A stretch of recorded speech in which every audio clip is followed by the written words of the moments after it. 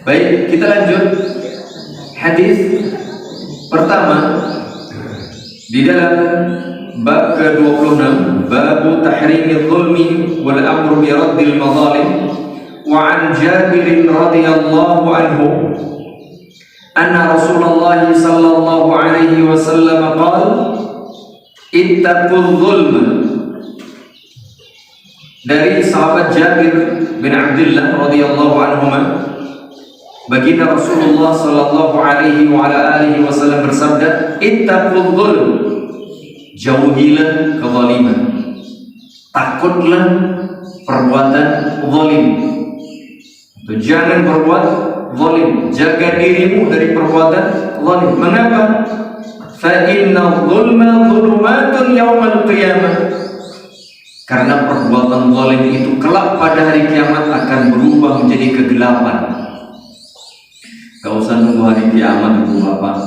Malam-malam itu kita kalau mati listrik, aliran listrik putus, sudah wes nunak-nunuk kan begitu. Itu baru di dunia, padahal kita jalan juga sudah hafal. Di rumah kita ini sudah hafal, ruangan ini, ruangan itu, kamar tidur, dapur, kamar mandi sudah hafal. Tapi masih nunak-nunuk betul. Itu yang sudah kita hafal setiap hari. Mungkin jalanan di kampung sudah hafal. Bagaimana kalau di akhirat? Kita nggak ngerti apa. Kita meniti sirat, jembatan, sementara di bawah itu neraka jahanam. Kalau tidak ada cahaya, betapa berat itu ibu bapak. Maka kezaliman itu fa inna zulma zulumatun yaumal qiyamah, menjadi kegelapan-kegelapan kelak pada hari kiamat. Sementara ketika di dunia saja kita butuh cahaya. Kalau secara lahiriah seperti ini, secara maknanya cahaya ilmu. Coba orang kalau di dunia ini tidak punya ilmu sebagai cahaya yang menyinari hatinya, dia tadi akhirnya berbuat zalim.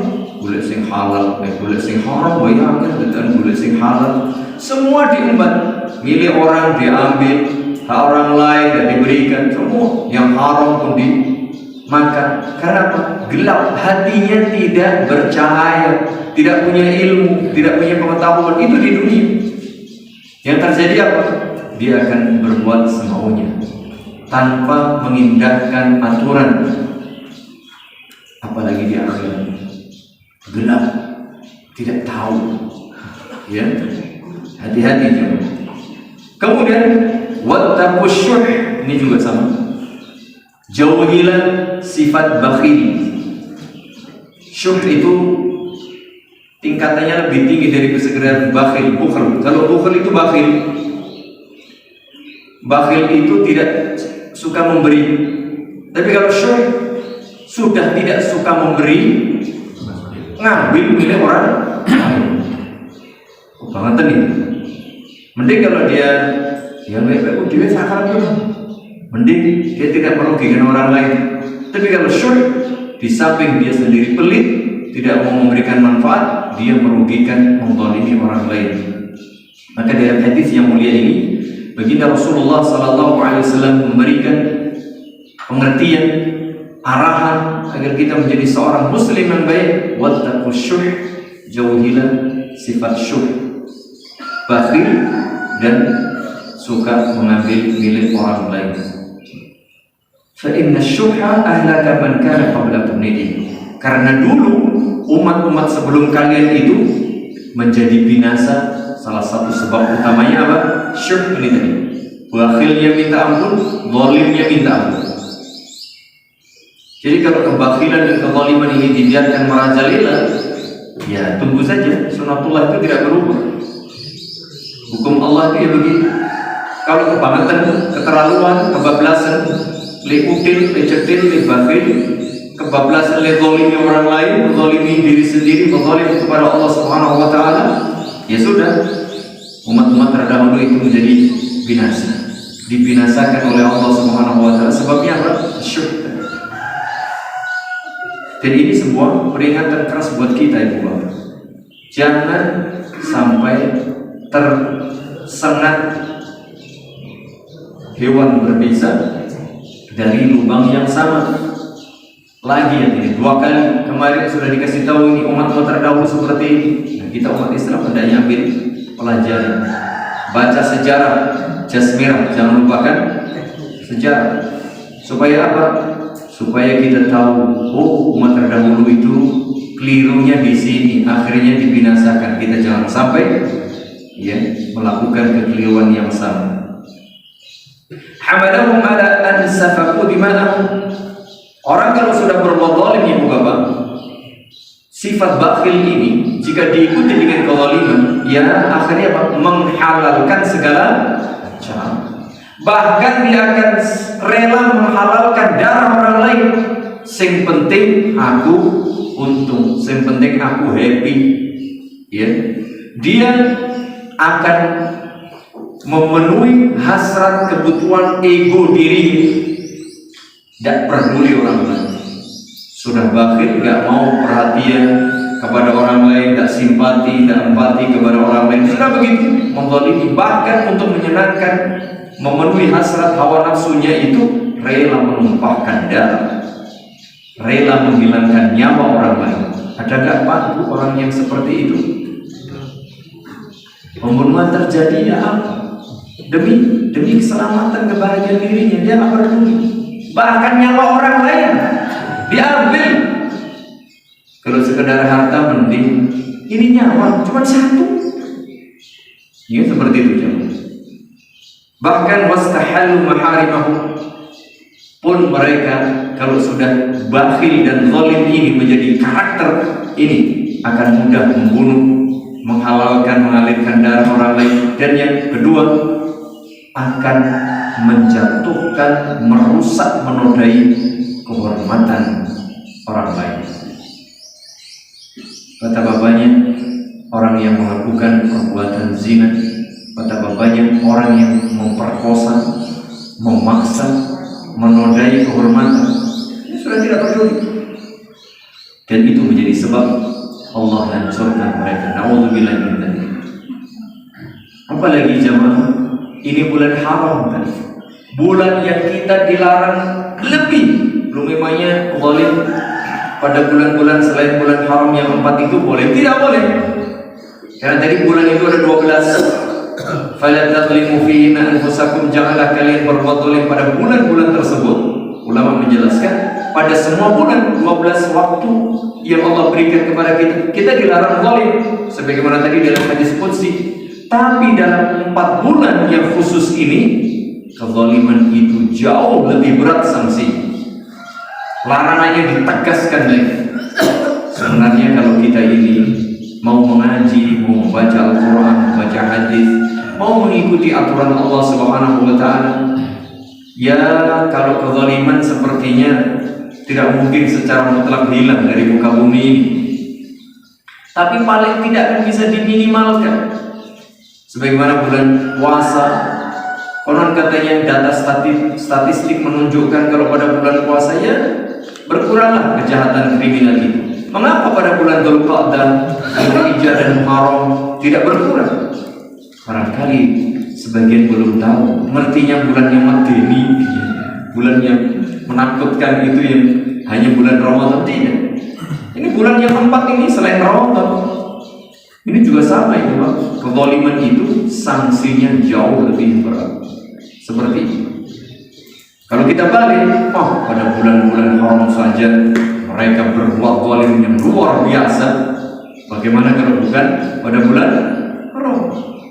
Tentu akan lebih ya semena-mena dan demikian. Kemudian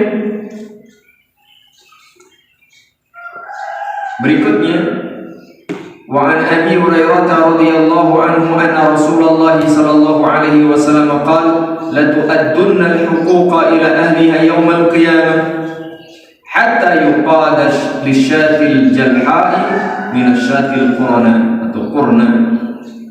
Bahkan ibu bapak jemaah yang mudah-mudahan dirahmati Allah Subhanahu wa Ta'ala, kata Rasulullah sallallahu alaihi wasallam, sesungguhnya kelak pada hari kiamat semua kezaliman itu akan diselesaikan, diadili. Kalau ketika di dunia belum diberikan belum dikembalikan, maka diselesaikan kelak pada hari kiamat. Semua persoalan itu, dulu kamu menzalimi saya, menggunjing saya, memfitnah saya, memukul saya, dulu kamu mengambil harta saya, mengambil hak saya, dulu kamu menyakiti saya, memukul saya, menyiksa saya, memenjarakan saya tanpa kebenaran, maka besok akan dikembalikan, diurus, diselesaikan pengadilan yang sejati kelak pada hari kiamat. Sampai pun ini dia, seekor kambing yang copot atau yang putul tanduknya karena apa namanya? Ya, beradu dengan yang lain, itu kelak juga akan diurus. Ya. Jadi bukan hanya manusia ya, sampai sedetil itu Allah menegakkan keadilan. Orang medeni banget ya, menakutkan sekali sehingga huru-hara kelak pada hari kiamat itu berat. Jangan samakan dengan kita apa. Itu beres, duit beres. Kalau di dunia barangkali perkara persoalan berat, kalau ada duit beres konon kita. Ya, membunuh berapa Pak membunuh? Berapa tahun? 20 ya Pak. Aku pengen nikah ini, orang tahun mau nih wani piro. Nah, mungkin begitu. Itu kalau di dunia, di akhirat kok tidak bisa. Mau menyembah Allah Subhanahu Wa Taala ya tidak mungkin. Sedetil apapun itu akan diselesaikan. Maka mari kita menyiapkan diri untuk hari yang betul-betul sangat menakutkan. Kecuali orang yang sudah tidak bermasalah. Ya, orang yang tidak bermasalah. Tapi kalau ada kezaliman, satu kezaliman kecil saja bisa akan diselesaikan. Apalagi gede kezaliman, berbahaya. Berikutnya,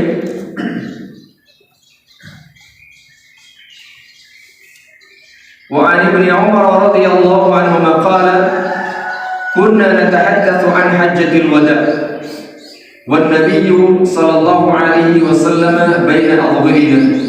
Dari sahabat Abdullah bin Umar berkisah, satu kali kami berdiskusi, berbincang tentang haji wada, sedangkan pada saat itu baginda Nabi SAW berada di tengah-tengah kita. Wala nadri ma hajjatul wada, dan kami pun tidak mengerti saat itu apa itu haji wada. Nah, belum tahu. Hatta hamidallah Rasulullah sallallahu alaihi wasallam wa athna alaihi, sampai kemudian Rasulullah sallallahu alaihi wasallam berceramah. Ceramah beliau diawali dengan pujian, tahmid kepada Allah, kemudian memuji, menyanjung Allah Subhanahu wa taala. Tsumma dzakara al-Masih ad-Dajjal, kemudian beliau ketika berceramah ini, berkhutbah ini, salah satu isi yang disampaikan adalah penyebutan tentang Al-Masih Ad-Dajjal. Fa'annaba fi dzikri, dan beliau panjang lebar menyebutkan kisah Dajjal ini. Wa qala, kemudian beliau menjelaskan berkaitan dengan masalah Dajjal ini.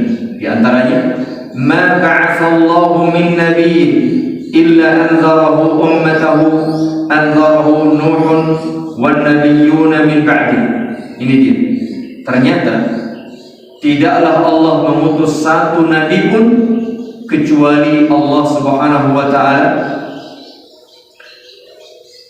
menyampaikan kepada nabi tersebut supaya memperingatkan umat masing-masing tentang adanya Dajjal. Jadi kisah tentang Dajjal ini sudah disampaikan sejak para nabi dan rasul sebelum Nabi sallallahu alaihi wasallam. Mengapa? Karena fitnah Dajjal ini amat sangat berat. Besok akan ada Dajjal begini begitu. Jadi para nabi dan rasul yang terdahulu pun sudah mengingatkan umatnya bahwa kelak akan ini ada Dajjal begini begitu yang membawa fitnah luar biasa. Yang membawa fitnah luar biasa. Termasuk Nabi Nuh dan nabi-nabi setelah mereka, setelah beliau. wa innahu in yakhruju fikum fama khafi 'alaikum min sya'ni fala yakhfa 'alaikum. Nah, jika andaikan Dajjal itu muncul di tengah-tengah kalian, maka jelas tidak ada yang tidak tahu tentang tanda-tanda sifat-sifat Dajjal itu. Kalian pasti tahu. Apa itu? Inna rabbakum laisa bi'a'war. Sungguh Allah itu tidaklah buta sebelah. Wa innahu a'war 'ainil yumna. Sedangkan Dajjal itu adalah orang yang buta sebelah kanannya. Dia tidak punya mata, terhapus. Maka Al-Masih salah satu maknanya adalah terhapus mata sebelah. Ka'anna 'ainahun qafiyah. Seakan-akan matanya itu seperti buah anggur yang menonjol begitu. Ala inna Allah harrama 'alaikum dima'akum wa amwalakum ka hurmati yaumikum hadha fi baladikum hadha fi syahrikum hadha. Ala balagtu. Ini pada saat Haji Wada, salah satu khutbah yang luar biasa disampaikan oleh baginda Rasulullah sallallahu alaihi wasallam adalah tentang keadilan, larangan berbuat zalim. Ini kata beliau, ala ketahuilah, inna Allah, sesungguhnya Allah harrama 'alaikum, mengharamkan di antara kalian dima'akum, darah kalian, larangan membunuh di antara kalian, wa amwalakum, larangan mengambil harta secara zalim, ka hurmati yaumikum hadha, sebagaimana kehormatan, kemuliaan dan keharaman hari kalian ini pada tanggal 9 Dzulhijjah ketika beliau berkhutbah, atau tanggal 10 Dzulhijjah pada hari Haji Wada. Itu hari yang sangat haram. Fi baladikum hadha, di tanah haram. Wa fi syahrikum hadha, pada bulan yang haram, bulan Dzulhijjah, bulan haram. Jadi Nabi SAW sudah memberikan peringatan keras tentang apa? Haramnya kezaliman. Ala balagtu, bukankah aku telah menyampaikan semuanya kepada kalian? Ini syariat ini. Qalu, para sahabat menjawab, "Na'am, betul." Qala Allahumma syhad, ya Allah persaksikan bahwa aku telah menyampaikan seluruh ajaran Islam ini. Ini juga salah satu dalil bahwa Nabi SAW telah menyampaikan semua wahyu, telah menyampaikan seluruh syariat kepada umat, dan itu diiyakan oleh para sahabat, dan beliau menyatakan Allahumma syhad, ya Allah persaksikan. Beliau membacanya 3 kali. Kemudian wailakum aw waihak, hati-hati kalian, hati-hati kalian. La tarji'u, unzuru, la tarji'u ba'di kufaran, jangan sekali-kali kalian sepeninggalku kelak kembali kepada kekafiran. Yadribu ba'dukum riqaba ba'di, kemudian saling membunuh, saling membinasakan. Itu pesan dan wasiat Rasulullah SAW pada akhir-akhir kehidupan beliau di dunia ini. Karena Haji Wada juga berada di akhir-akhir kehidupan beliau, sehingga ini menjadi wasiat penting. Janganlah kalian berbuat zalim, jangan mengambil harta orang lain, jangan mengambil nyawa orang lain, karena itu diharamkan oleh Allah Subhanahu wa taala.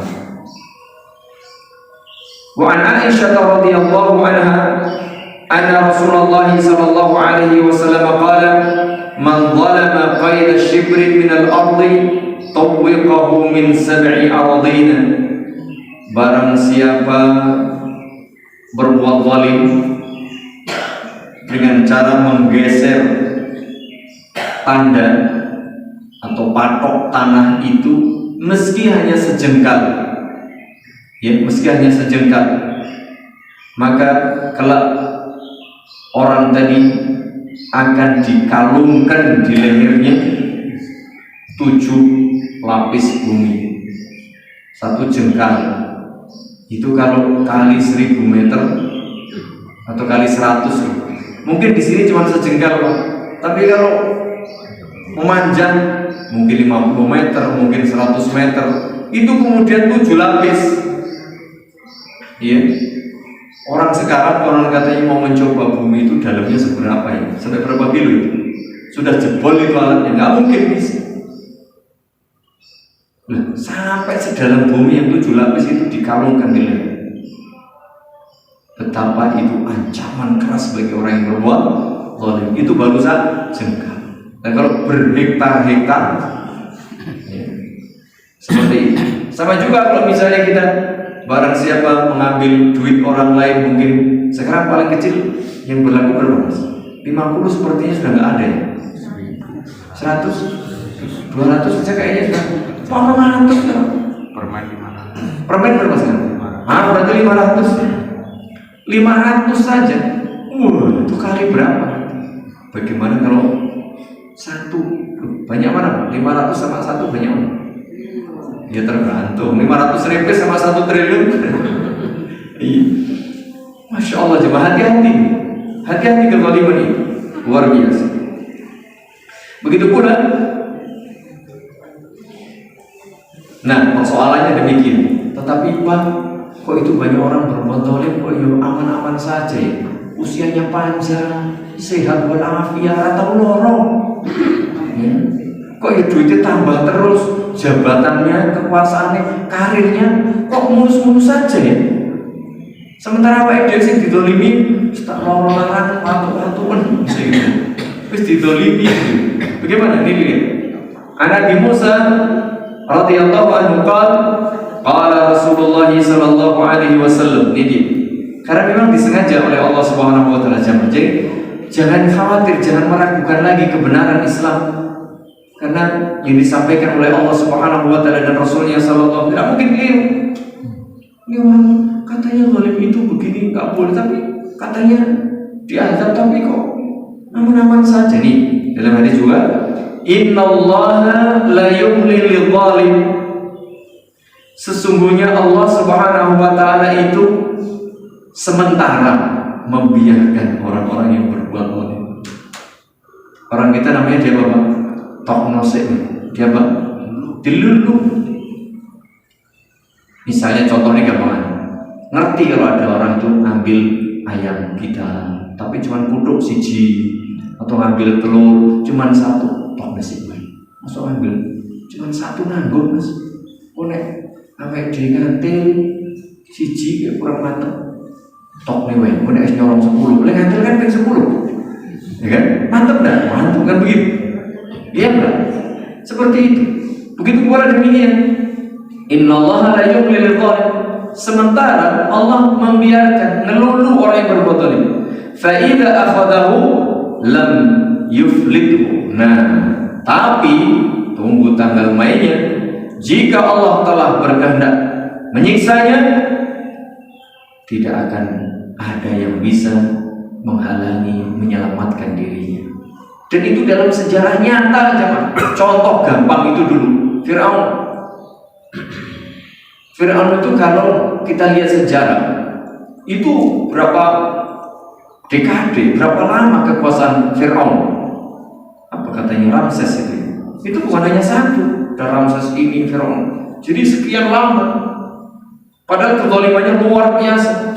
Itu sekian lama, tapi begitu diselesaikan ya sudah. Karena orang meninggikan dirinya secara tidak betul, mengangkat dirinya secara tidak benar, sombong namanya, ya kan? Salah satu contoh kesombongan yang nyata adalah Fir'aun. Kezalimannya luar biasa, bahkan sampai menganggap dirinya Tuhan, ya kan begitu? Wa qala ana rabbukumul a'la. Fir'aun mengatakan, akulah Tuhanmu yang maha tinggi. Kebangetan banget itu. Apa akhirnya? Dijatuhkan. Bukan hanya dijatuhkan, dilelep nih. Apa istilahnya? Ditenggelamkan. Iya, seperti itu. Karena terlalu Kalau sudah begitu nggak ada lagi yang bisa menolong. Jadi jangan khawatir ibu bapak. Ini dia. Innallaha la yumlil zalim. Kemudian faida akhadahu lam yuflid. Kalau sudah Allah siksa, nggak ada yang bisa menyelamatkan. Summa qara'a, kemudian Rasulullah SAW membaca firman Allah Subhanahu wa taala dalam surat Hud, wa kadzalika akhdhu rabbika idza akhadha al-qura wa hiya zalimatun inna akhdahu alimun syadid. Dan demikianlah azab yang ditimpakan oleh Tuhanmu Allah Subhanahu wa taala jika Allah berkehendak menimpakan azab kepada sebuah negeri yang berbuat zalim ini, maka inna akhdahu alimun syadid. Sungguh azab siksaan Allah pasti sangat menyakitkan dan sangat berat. Itu dia. Kan mantap coba. Kalau kita ya membalas kezalimannya cuma sedikit, ya kurang mantap. Tapi kalau kezalimannya banyak kan, itu juga mantap begitu dia. Jadi jangan khawatir, jangan kemudian meragukan bahwa Allah nggak balas-balas, itu tunggu tanggal mainnya. Bahasa kita tunggu tanggal mainnya. Karena kezaliman itu kezaliman. Jika tidak diselesaikan, pastilah Allah itu membalasnya. Istilah kita, Gusti Allah boten sare. Boro-boro sare ngantuk aja enggak. Kalau kita ini ngantuk, ya apa menanya pengat? Iya coba. Kalau goes ngantuk enggak? Goes ngantuk ya. Tapi pernah Pak penjenengan nitih motor nopo sepeda pit ngantuk? Nanti bener. Kalau sesekali mungkin, ya. Tapi kalau sering-sering jangan. Jam berapa sekarang? Itu jadwalnya jam berapa biasanya? Belum atau sudah? Belum. Masih berapa menit?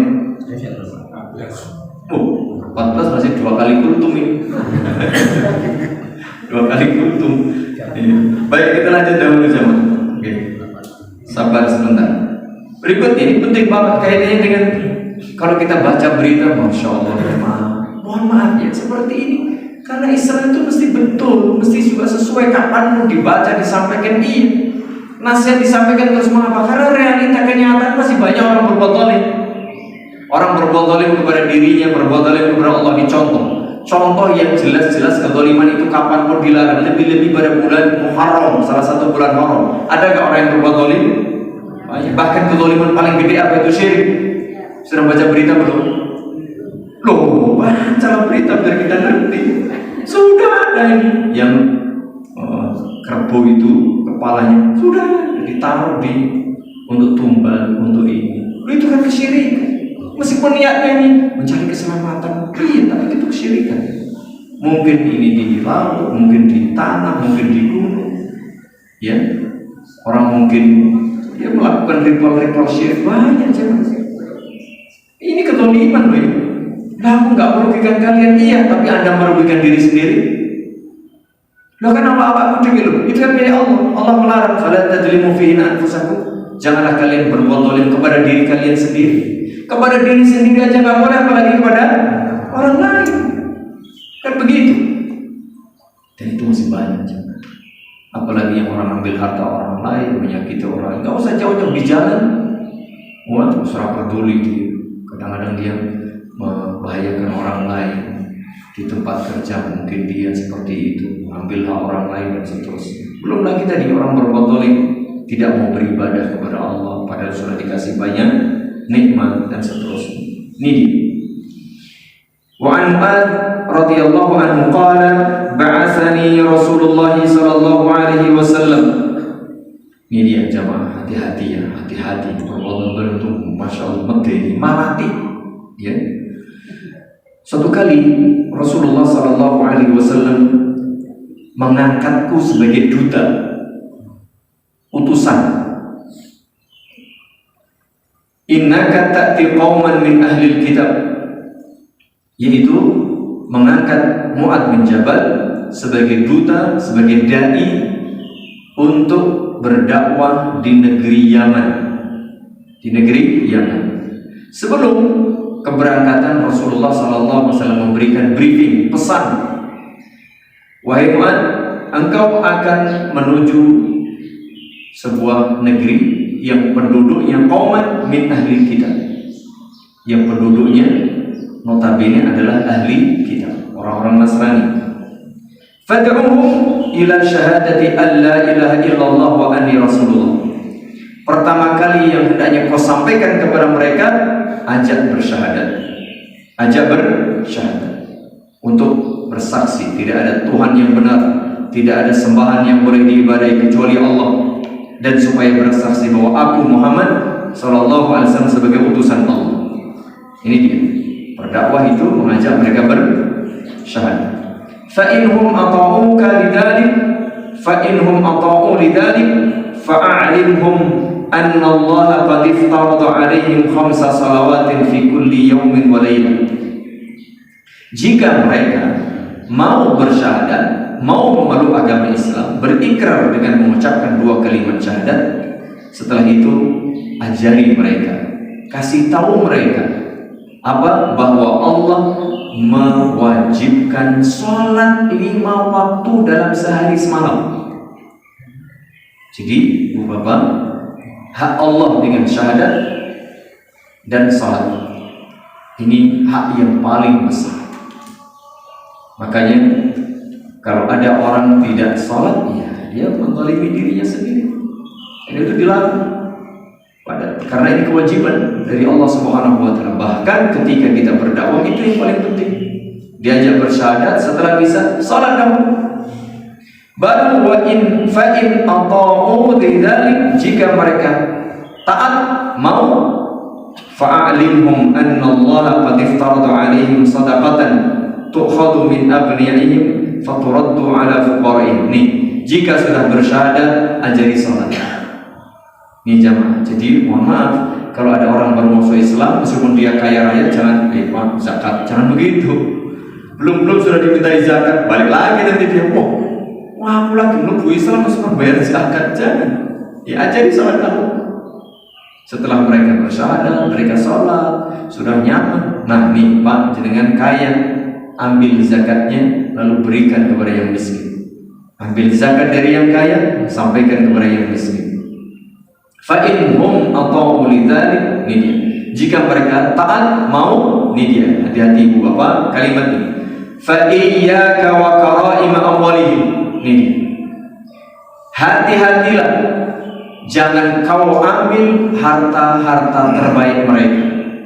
Jangan kau ambil harta-harta yang bagus di antara mereka. Artinya apa? Zakat itu wajib bagi orang yang sudah wajib zakat. Tapi ketika mengambil zakat, hati-hati. Petugas zakat, pegawai zakat, atau amil zakat, atau pejabat yang mengambil zakat. Zakat itu kan kewajiban. Setiap orang yang berwajib zakat, ya entah dia punya ternak, punya harta, punya hasil bumi dan seterusnya, pokoknya sudah wajib zakat, dia wajib membayar. Pemerintah, ya, melalui pegawainya atau langsung, dia berhak memungut zakat. Dia berhak memungut zakat. Tapi ketika mengambil zakat ini hati-hati. Ini kan kewajiban membayar, ini berwenang mengambil zakat. Tapi dalam proses itu fa'iyyaka wa qara'ima amwalihim. Hati-hati, jangan berbuat zalim. Misalnya, nanti dalam membayar zakat itu Ibu Bapak ada ternak. Ya, ada ternak. Ketika mengambil ternak itu kan tidak mungkin sama persis toh ternak itu. Ada kambing yang gemuk, ini rada kurung, ini biasa, ini bagus, ini istimewa. Jangan sampai kemudian pejabat yang ambil, wah kira sing dijual sing top-top ya, sing paling istimewa. Enggak. Yang diambil itu yang standar. Tidak terlalu bagus, tapi juga tidak yang jelek. Kalau kita memaksakan diri mengambil yang paling bagus, sementara si empunya, pemiliknya tidak rela, ini namanya zalim. Zakat wajib kan? Tapi ketika kita ngambil, memaksakan harus yang bagus-bagus, karaim tadi, maka itu termasuk zalim. Hati-hati jemaah, segitu aja itu berbahaya. Mengapa? Wattaqi da'watal mazlum. Jangan kau ambil yang terbaik, kecuali kalau si empunya merelakan. Mestinya yang standar, tapi enggak Pak, saya mau kasih yang terbaik. Itu beda. Tapi kalau dia tidak mau, kan standarnya yang standar, sudah dikasih standar ya sudah, jangan paksakan diri. Pemungut zakat, kecuali dengan kerelaan tadi. Kata Nabi, wattaqi da'watal mazlum. Jauhilah, hati-hatilah, hindarilah doa orang yang terzalimi. Kalau ada orang dizalimi, lalu dia berdoa kepada Allah suruh balas ini orang yang berbuat zalim, pasti kena, cepat atau lambat, pasti dikabulkan. Makanya kata Nabi, takutlah engkau doa orang yang terzalimi. Fa innahu laisa bainaha wa bainallahi hijab. Karena doa itu tidak ada lagi batas antara dia dan Allah Subhanahu wa taala. Begitu dia berdoa, langsung dikabulkan oleh Allah Subhanahu wa taala. Itu apa? Doa orang yang terzalimi. Apalagi jamaah di bulan yang haram ini, kalau kita berbuat zalim, dosanya sudah tambah. Belum lagi nanti kalau yang dizalimi mendoakan kejelekan. Logikanya orang yang dizalimi itu mendoakan kebaikan apa keburukan umumnya? Ya keburukan lah. Ya, masa dizalimi umumnya begitu. Ya, dan demikian nih konteksnya. Kalau hati-hatilah engkau dari doa orang yang terzalimi, doa baik ya nggak mungkin. Ini maksud ada doa buruk. Muga-muga, kenapa Pak biasanya? Wah, begitu itu biasa gitu. Muga-muga, hati-hati loh. Kalau dia dizalimi itu kena aja. Ya, itu kena. Hati-hati. Hadis ini muttafaqun alaih. Jadi, Bu Bapak jamaah yang mudah-mudahan dirahmati Allah Subhanahu wa taala, masih banyak berkaitan dengan masalah ini, cuman yang jelas bahwa kita diperintah supaya berupaya tidak berbuat zalim, meskipun yakinlah kita tidak mungkin bisa menghindari kezaliman.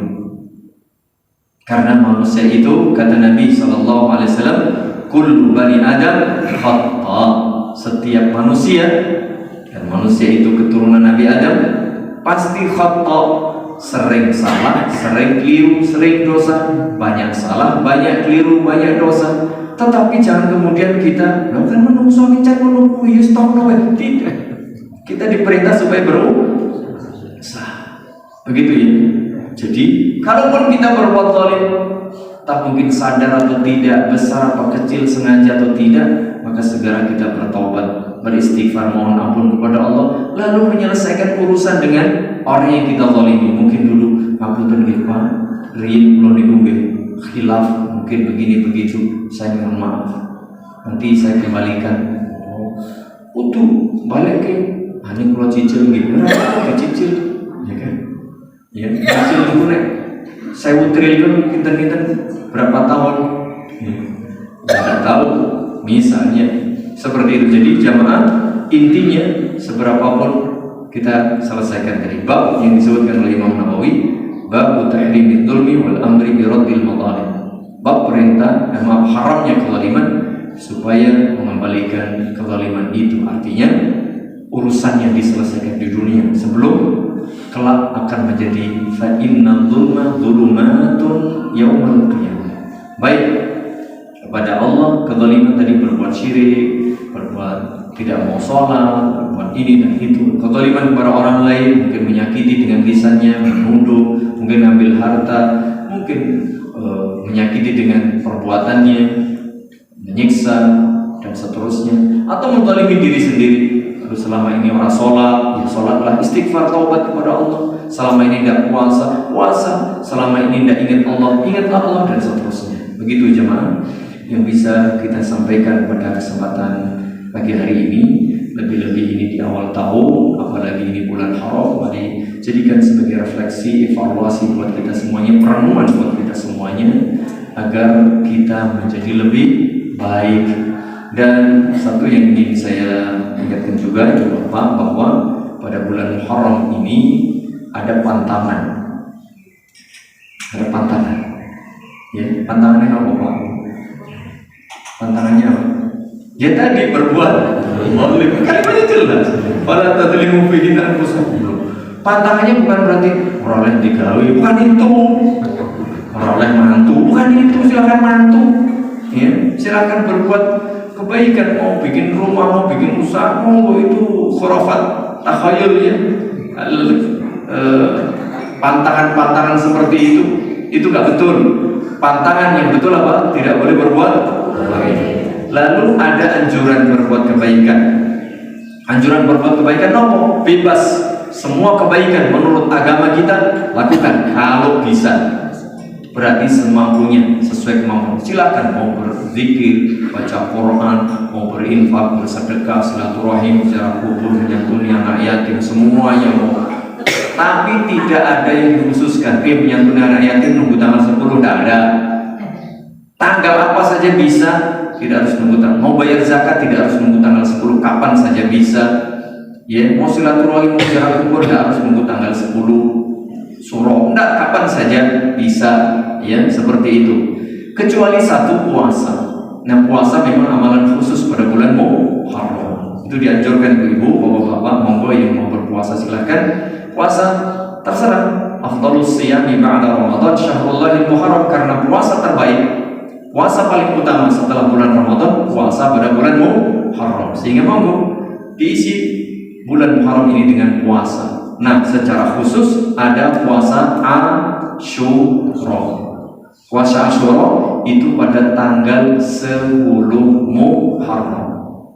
Persoalannya, tanggal 10-nya hari apa? Itu dia. Kita sepakat Bu ya, puasa yang dianjurkan secara khusus itu tanggal 10 Muharram. Kalau dianjurkan secara umum tadi, dianjurkan pada bulan Muharram, memperbanyak boleh. Kapan saja, mulai tanggal 1 sampai tanggal 29 atau tanggal 30, terserah. Mau full ya boleh-boleh saja kalau kuat. Ya. Mau hari apa saja boleh, mau berapa saja boleh. Tapi yang dianjurkan khusus lagi tanggal 10, namanya Asyura, yang pahalanya menghapus dosa setahun yang lalu. Yukaffiru sanatal madhiyah. Lebih baik lagi 10 dan 9, namanya Tasu'a. Kata Nabi SAW, la in baqitu ila qabilin la asumanna tasi'. Kalau aku masih hidup sampai tahun depan, kata Nabi SAW, aku puasa tanggal 9. Itu dia, 9, 10. Bahkan sebagian ulama menyebutkan lebih bagus lagi 9, 10, dan 11. Kata Imam Ibnu Qayyim Al-Hambali rahimahullahu ta'ala, ya tingkatannya ada 3. Yang paling sempurna 9, 10, 11. Bawahnya 9, 10, bawahnya 10 saja. Begitu pula kata Al-Hafidh Ibnu Hajar Asy-Syafi'i rahimahullahu ta'ala dalam Fathul Bari juga sama. Paling bawah tanggal 10, atasnya 9 dan 10, paling tinggi 9, 10, dan 11. Jadi untuk mengantisipasi daripada perbedaan awal penentuan tanggal 1 Muharram tahun 1446 Hijriah ini, ada yang mulai hari Ahad, ada yang mulai hari Senin, maka kalau kita puasa 3 hari insya Allah aman. Bagi yang tanggal 1-nya Ahad, 9, 10 besok dan Selasa, gitu. Bagi yang tanggal 1-nya Senin, tanggal 9, 10-nya Selasa dan Rabu. Jika kita mengikuti anjuran dari Imam Ibnu Qayyim dan Imam Ibnu Hajar rahimahullah ta'ala, yang paling tinggi adalah 3 hari, 9, 10, 11, kita puasa Senin, Selasa, Rabu. Andaikan tanggal 1-nya Ahad, Senin, Selasa kita 9, 10. Andaikan tanggal 1-nya Senin, Selasa, Rabu 9 dan 10. Ya, wah abot Pak, enggak, tidak berat. Kalau 9, 10, 11 siapkan gulai di sini. Ya, siapkan sate, gulai dan tongseng. Tanggal 9 sate, tanggal 10 gulai, tanggal 11 tongseng. Insya Allah kuat kita. Begitu ya. Demikian, dan yang jelas pesan terakhir, jangan sampai perbedaan penentuan tanggal ini bikin kisruh. Di medsos kisruh, di masyarakat kisruh, enggak. Ya saya kayak gitu jamaah wis. Aku nang omah tanggalanku sijine Ahad wis. Berarti Selasa. Honangku Senin ya wis Rabu. Tidak usah masalah jamaah ya, tidak ada masalah seperti ini. Yang jelas puasanya tanggal 10. Lebih baik 9, 10 dan 11. Demikian, karena kita dilarang berkelahi, dilarang bersengketa, apalagi dilarang membunuh, dilarang berperang, maka jadikan ini sebagai bulan untuk berdamai, bulan untuk saling bertoleransi, apalagi sekedar perbedaan tanggal tadi. Semoga Allah mengampuni dosa-dosa kita, menerima amal-amal kebajikan kita, memberi kita ilmu yang bermanfaat, kesehatan lahir batin, memberi kita rezeki yang halal, thayyib dan barakah, memberi kita keluarga sakinah, mawaddah dan rahmah, memberi kita keturunan keluarga putra putri yang saleh dan salehah, memberi kita taufik istiqamah di atas kebenaran ini, dan memberikan kemudahan segala urusan kita, lebih-lebih dalam beribadah sampai kelak akhir kehidupan kita kelak meraih husnul khatimah. Amin ya rabbal alamin. Subhanakallahumma wa bihamdik, asyhadu an la ilaha illa anta, astaghfiruka wa atubu ilaik. Assalamualaikum warahmatullahi wabarakatuh.